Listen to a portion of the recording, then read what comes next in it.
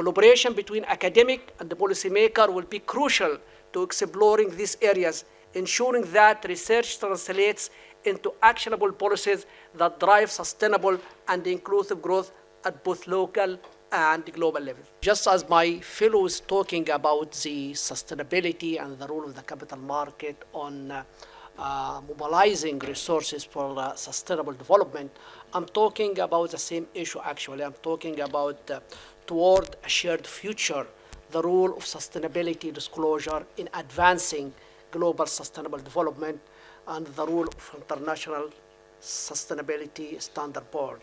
Actually, if you would like to know that during the COP26 in Scotland, the IFRS, which is the International Financial Reporting Standard, they decide to create a standard board called ISSB, which is the International Sustainability Standard Board. And the reason behind that is that the global capital markets were demanding more comprehensive about sustainability-related matters. Hence, the ISSB has been created to issue standards that drive a comprehensive global baseline of sustainability-related financial disclosure to help investors evaluate, among other things, climate-related risks and opportunities. So in reality, the need for having a global baseline is a response to the Sustainable Development Goal 2015-2030 from the United Nations, as well as from the Paris Climate Agreement, in which we are talking about that investors, companies, policymakers, they need to implement such policies to be able to achieve the Sustainable Development Goal by the year 2030. And the main pillar here was about the capital mobilization, and financial markets or the capital markets are playing the key role of providing the needed financing for achieving the Sustainable Development Goals. I mean, according to some of the calculations that the world needs between 7 to 10 trillion US dollar every single year from now until the year 2030 to achieve the Sustainable Development Goals. Additionally, the world would need between 3 to 5 trillion US dollar to achieve the Paris Agreement to keep the climate at not more than 1.5 Celsius until the year 2050. So in reality, we are talking between 10 to 12 trillion US dollars that is needed to achieve both goals about the Sustainable Development Goals as well as the Paris Climate Agreement. And the reality is that if we believe that the public sector or the government always have deficits, so it is the role for the private sector to take this initiative forward to achieve the Sustainable Development Goals as well as the climate change objectives. So the reality is that the capital market or the financial system is the key role to achieving such kind of objectives. And this is why when we were talking about the role of the listed companies in the stock exchanges, there was a very strong need from the institutional investors, including pension fund, to insurance companies, the very long investors, that they will need a global baseline for sustainability. And the reality is that there was some sort of agreement that many of the investors, they will not like to invest but in green kind of project as well as sustainable related financial products. And this is why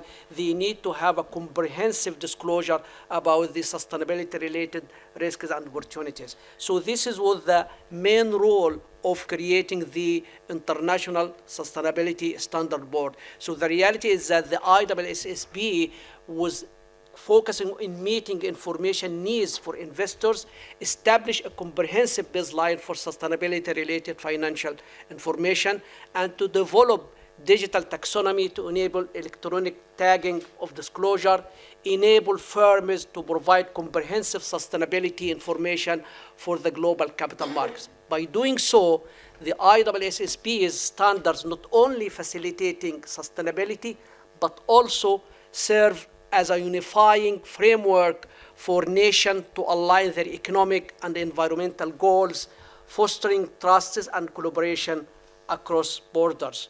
In reality, the ISSB has international support when it's created back around 3 years ago with its work to develop sustainability disclosure standard backed by the G7, the G20, the International Organization of Security Commission, which is the IOSCO, the Financial Stability Board, African finance ministers and finance minister and central bank governors for more than 40 jurisdictions at that time.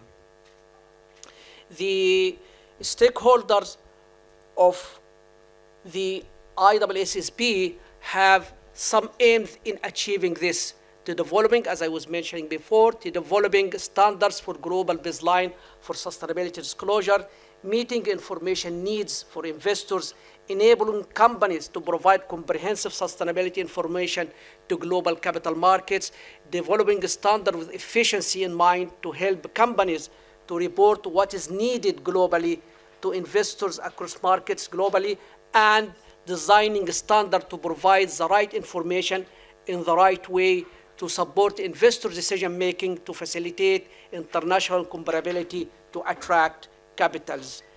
But recently, in January 2024, during the meeting of the ISSB in Montreal in Canada, it has been mentioned that the ISSB has taken its final decision in all the technical content of its initial standards, informed by feedback it received during extensive consultations during the entire 2022 and 2023. With the substance of the standards was fully agreed, the ISSB approved entering the throughout drafting of this standard. The ISSB agreed that initial IFRS sustainability disclosure, which is standards S1 and ST, will become effective starting from January 2024. So the general requirement for disclosure for sustainability-related financial disclosure, it aims to set out general principles and requirements for disclosing sustainability-related financial information.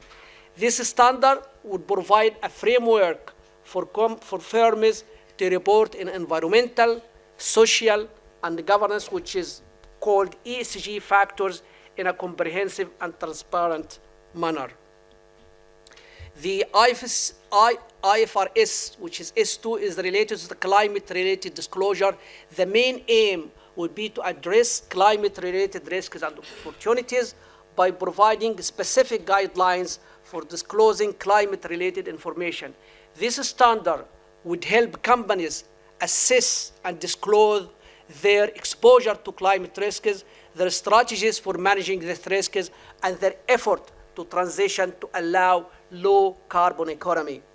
Given sustainability disclosure is new for many companies globally, the ISSB will introduce programs that support those applying its standard as market infrastructure capacity to build. And in reality, it's very challenging because you need to educate investors how to read this standard S1 about the sustainability-related financial disclosure, as well as S2, which is climate risk and opportunity. So investors need to read this disclosure and understanding the meaning and the magnitude of this disclosure. Regulators need to be educated to understand how they can make sure it is not a greenwashing, but what is disclosed by firms reflects the true evidence of what firms are doing. It's very important also for the policymaker to support such initiative if they would like to move gradually to the green economy and to have a low carbon emission environment. So actually, you need to have a learning curve during your road to achieve sustainability and the climate risks and opportunities. The effective date about 2025, 2026, 2027, which is a transitional period for many of the regulators around the globe to implement the sustainability and the climate risks and opportunity, was a response to capital markets and G20 demand for a common language for investor-focused sustainability-related disclosure, working to deliver standards that fulfill the global baseline. The reality is that the adoption of the IFRS S1 about sustainability-related financial disclosure, as well as S2, which is about climate risks and opportunities, this establish a common language for sustainability reporting, enabling countries to work together to address global challenges, reduce inequality, and support peace-building efforts. By focus on inclusivity, the ISSB ensures that no nation is left behind in adapting global sustainability standards, empowering both developed and emerging economies to contribute to shared goal. I will just conclude my intervention by putting some future research agenda, given that I'm coming from an academic background, so the research is very important as a professor of financial economics. For the IFRS S1 and S2 impact, research on the impact of sustainability reporting in firm performance is an active area of academic inquiry. Findings suggest that in most cases, there would be a positive sustainability disclosure are associated with favorable market reaction, firm financial performance, investment decision, and portfolio allocation, and improved stakeholder relationship, reducing risk, access to capital, and enhances reputations. As sustainability reporting standards continue to evolve over time, academic research could play a crucial role in assessing their effectiveness and implications for firm value.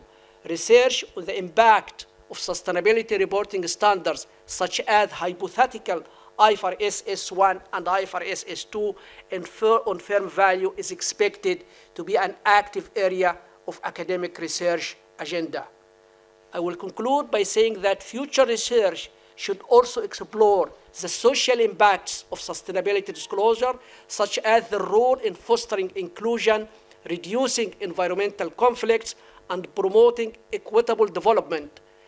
Collaboration between academic and the policymaker will be crucial to exploring these areas, ensuring that research translates into actionable policies that drive sustainable and inclusive growth at both local and global levels. Thank you very much, ladies and gentlemen.